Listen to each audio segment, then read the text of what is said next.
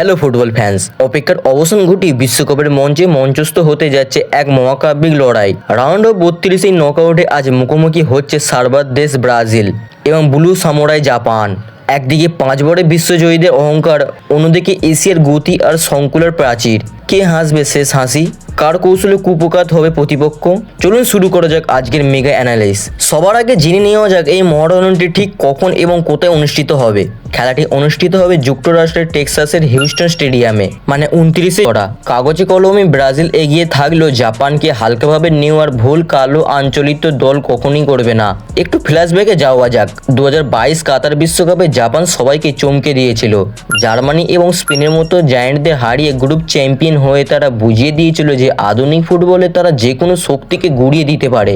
শুধু তাই নয়, দুই দলের হেড টু হেড রেকর্ডে ব্রাজিলের আধিপত্য থাকলেও 14 ম্যাচের মধ্যে 11টি জয় করেছে ব্রাজিল। সর্বশেষ 2023 সালের আন্তর্জাতিক প্রীতি ম্যাচে জাপান কিন্তু ব্রাজিলকে 3-2 ব্যবধানে হারিয়ে ইতিহাস গড়েছিল। ফলে ব্রাজিল ভালো করেই জানে সামুরাইদের ধার কতটা মারাত্মক হতে পারে। এবার আসা যাক দলগত বিশ্লেষণে। প্রথমেই কথা বলবো সেলেসাওদের নিয়ে। গ্রুপ পর্বে মরক্কোর সাথে ড্র দিয়ে শুরু করলেও পরের 2 ম্যাচে হাইতি এবং স্কটল্যান্ডকে 3-0 ব্যবধানে উড়িয়ে দিয়ে গ্রুপ সেরা হয়ে নকআউটে এসেছিল ব্রাজিল। ইনজুরির কারণে তারকা উইঙ্গার রাফিনহা এই ম্যাচে থাকছেন না, যা ব্রাজিলের ক্রিয়েটিভিটিতে কিছুটা ধাক্কা পড়তে পারে। কিন্তু আলোচলিত তুরুপের তাস হলেন বর্তমান বিশ্বের অন্যতম সেরা ফরওয়ার্ড ভিনিসিয়াস জুনিয়র। ভিনিসিয়াসের জাদু গ্রুপ পর্বে ভিনি একাই করেছেন 4টি গোল। রিয়াল মাদ্রিদের এই উইঙ্গার এখন দুর্দান্ত ফর্মে আছেন।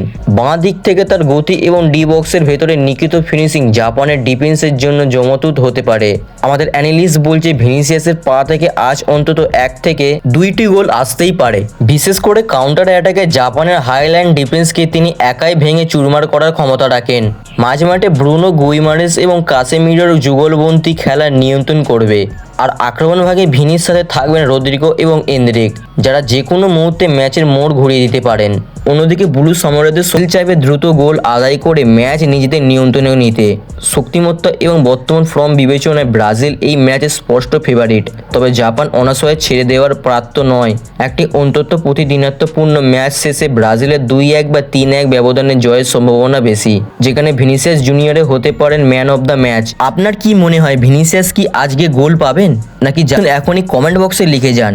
ভিডিওটি ভালো লাগলে লাইক ও শেয়ার করতে ভুলবেন না। তা বন্ধুরা, দেখা হচ্ছে পরের কোনো ভিডিওতে। ততক্ষণ পর্যন্ত কিন্তু বাই বাই। ধন্যবাদ সবাইকে।